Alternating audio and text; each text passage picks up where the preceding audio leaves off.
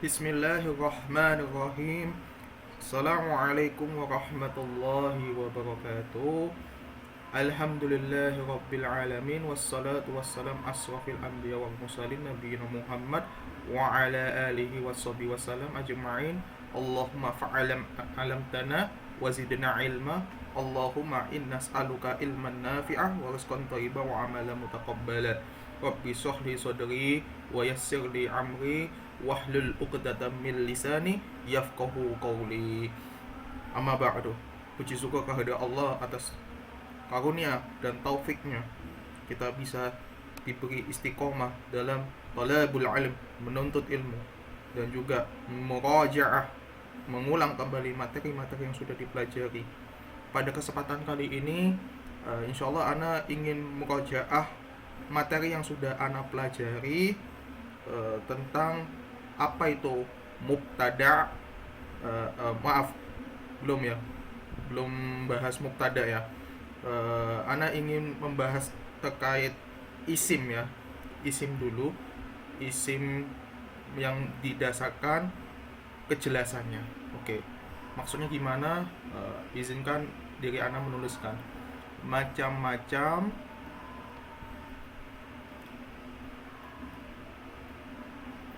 isim berdasarkan kejelasannya.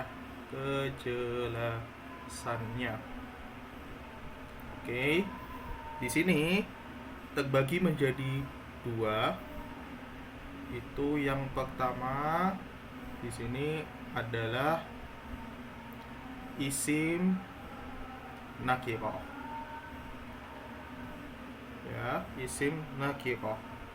Kemudian yang kedua di sini adalah isim ma'rifah. Ma'rifah. Nah, apa yang dimaksud dengan isim nakirah? Nah, isim nakirah itu artinya itu adalah kita itu bisa menyebutkan umum ya, umum, asing, atau tidak diketahui kejelasannya, tidak diketahui kejelasannya,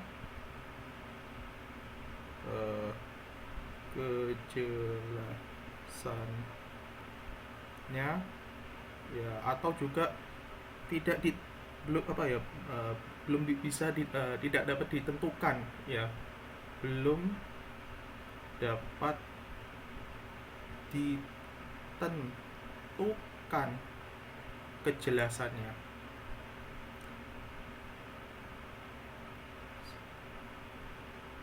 Nah, ini ya mungkin yang bisa ana ulang ya. Jadi isim nakirah itu bisa artinya itu umum ya. Maksudnya itu masih universal gitu. Universal, asing, terus masih belum tidak diketahui kejelasannya itu, terus belum atau bisa dikatakan belum dapat ditentukan kejelasannya. Kalau anak pribadi lebih suka istilahnya isim nakirah itu masih umum lah ya, masih umum. Nah, langsung ke contohnya. Di sini kita bisa melihat contohnya.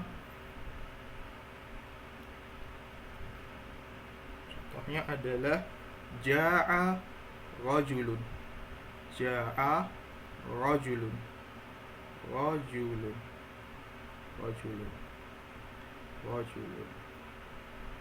di sini artinya ini telah datang seorang laki-laki ya. Laki-laki. Nah, yang mana isim nakirahnya? Yang termasuk isim nakirahnya adalah rajulun. Ya, ini rajulun merupakan isim nakirah. Nah, isim nakirah. Jadi tandanya itu biasanya isim nakirah itu adalah tanwin ya, ditanwin. tandanya itu tandanya di tanwin pada akhir katanya, ya, gitu. Ini ciri-ciri umumnya ya. Biasanya kalau tanda-tanda isim nakiro pada akhir kata di tanwin itu kita bisa sebut sebagai isim zohir. Zohir itu artinya terlihat ya. Jadi kalau kita berbicara isim nakiro di sini, kita dapat menyebutnya sebagai isim zohir. Isim zohir itu artinya zohir ya terlihat. Nah, kenapa kok bisa terlihat? Karena pada akhir kata tandanya ya tanwin, jadi bisa terlihat. Biasanya tanda pada akhir kata apabila tandanya itu tanwin, maka itu kita bisa sebut sebagai isim nakiro. Kenapa bisa disebut sebagai isim nakiro? Karena zohir, terlihat tanda-tandanya. Wallahu alam. Seperti itu yang mungkin ana pahami terkait materi isim nakiro. Bila ada tambahan atau masukan, tafadhol nanti bisa di kolom komentar beri masukan lagi definisi isim nakiro yang teman-teman pahami selama mengikuti pelajaran bahasa Arab. Ya, kemudian ana lanjutkan lagi ke isim ma'rifah. Jadi apa yang dimaksud dengan isim ma'rifah di sini? Yang sudah ana pelajari, ma'rifah itu artinya jelas ya. Jelas ya, sudah jelas, terus sudah diketahui, dan juga sudah ditentukan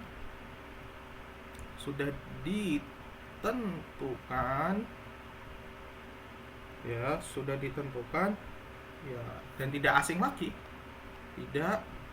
lagi ya, atau bisa diartikan sebagai isim makrifat itu khusus ya.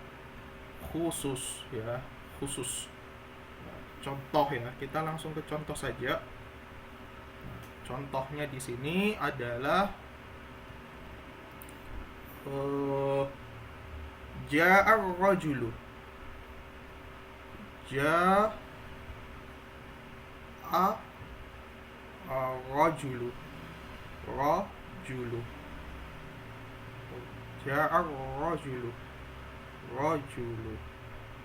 Ja'ar rajulu. Ya, di sini artinya adalah ja'a, telah datang, rajulu, seorang laki-laki. Nah, di sini bedanya apa antara yang pertama dan yang kedua? Yang satunya isim nakirah, yang satunya adalah isim makrifah. Apa bedanya? Nah, di sini perbedaannya dari tinjauan ilmu nahwu. Di sini rajulun tidak diawali dengan huruf alif lam. Ingatlah bahwasanya apabila tidak ada amil atau pengubah pada sebelum pada isim ya, pada suatu isim ya, ketika ada kata benda yang tidak mengalami penambahan amil ya, amil itu perubahan. Contoh kayak isim ditambahkan harfun jar pada awal kata, kemudian ditambah dengan huruf nida ya, apapun itu ya. Jadi segala sesuatu bentuk apabila isim ya tidak diawali dengan tambahan bahan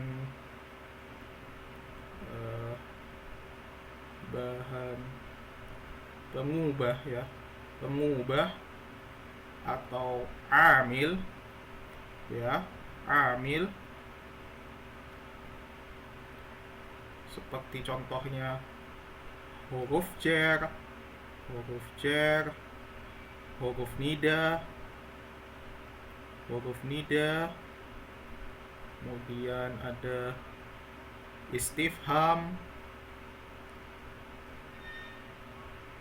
dan lain sebagainya, maka konsekuensinya di sini wajib hukumnya dibaca tanwin, ya, wajib dibaca tanwin.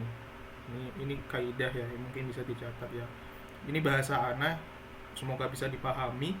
Apabila isim tidak diawali dengan tambahan pengubah ya, tambahan pengubah itu amil, seperti ya, ini seperti huruf jar, huruf nida, huruf istifham, alat alat penasok ataupun alat penjazm yang nanti kita akan coba review nantinya, kita murojaah lagi, maka wajib dibaca tanwin. Tanwinnya dalam bentuk apa? Dalam bentuk marfu. Marfu artinya apa? Marfu itu artinya domah. Jadi kalau di tanwin dengan tanda domah ya domahtain ya, domahtain. Nah, itu dari segi perbedaan ya antara isim nakirah dengan isim ma'rifah. Kemudian apa sih yang untuk isim ma'rifah ini, perbedaannya dari isim nakirah di sini adalah dari dari kata ar-rajulun ya, di sini kan ada kata ar-rajulun, maaf karena ralat tadi ngomong ar-rajulun, harusnya ar-rajulu. Ar-rajulu itu berasal dari kata alif lam ditambah rajulun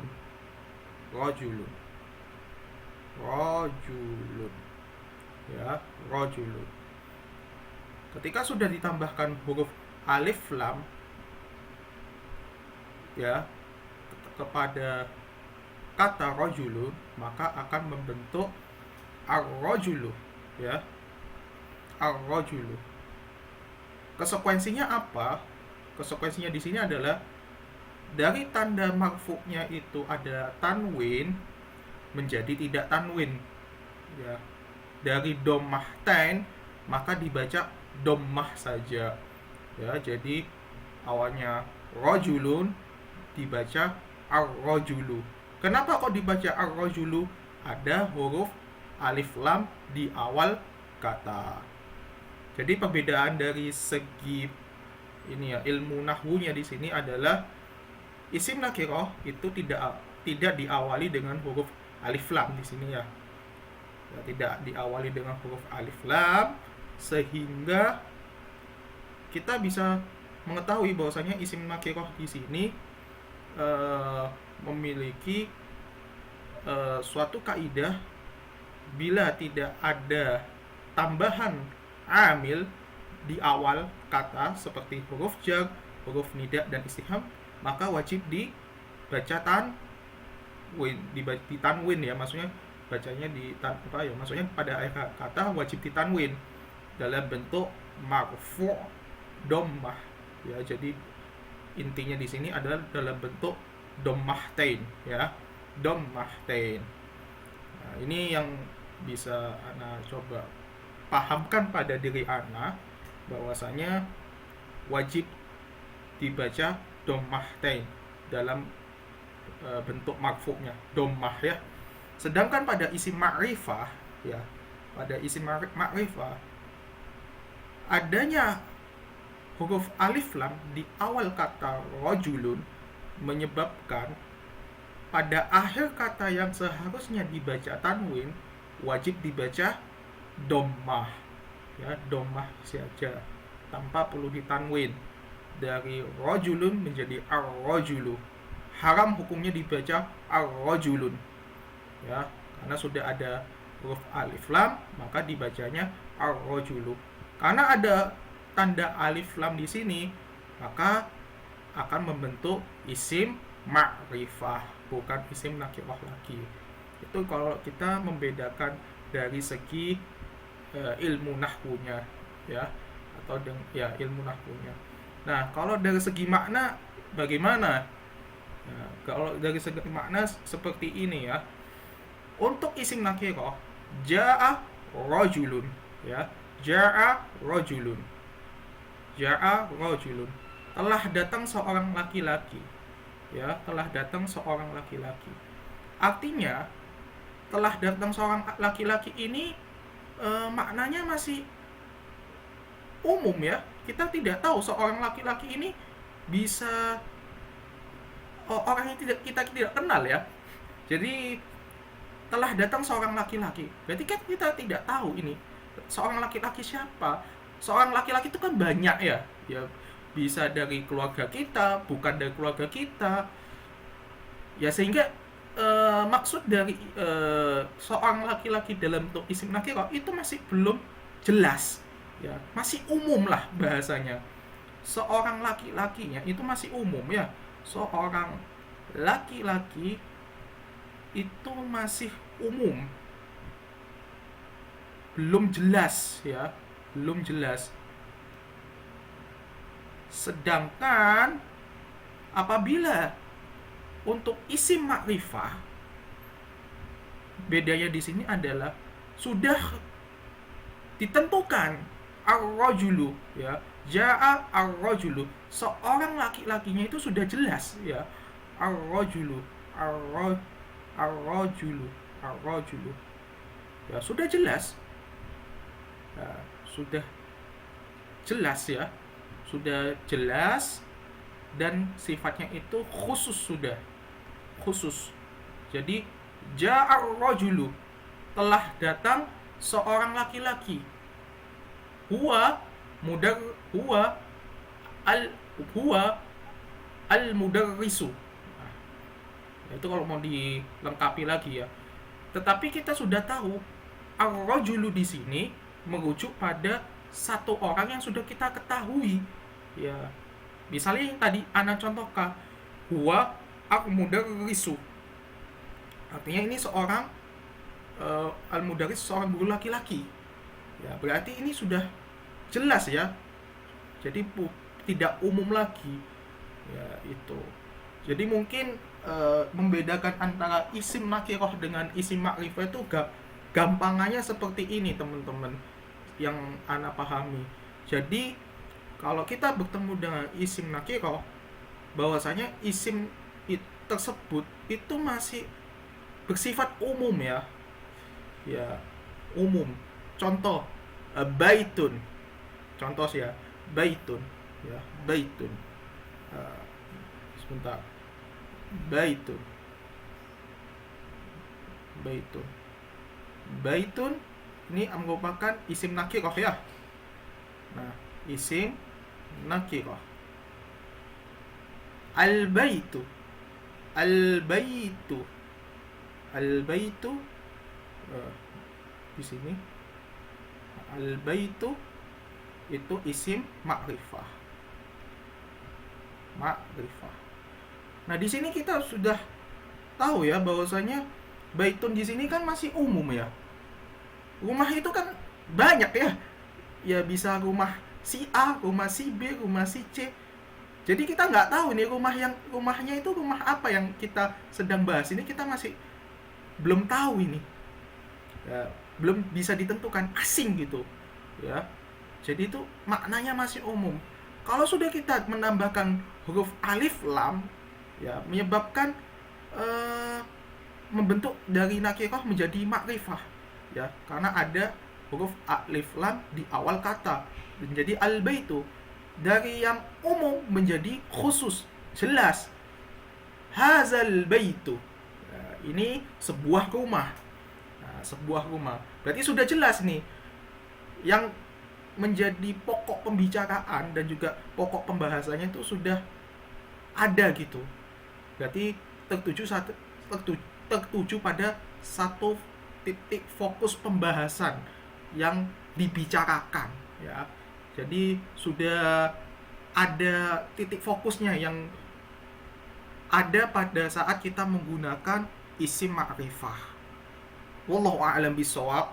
Semoga apa yang Ana jelaskan ini dapat memahamkan pemahaman diri Ana pribadi selaku pembicara, karena soyoknya video ini untuk murojaah si pembicara.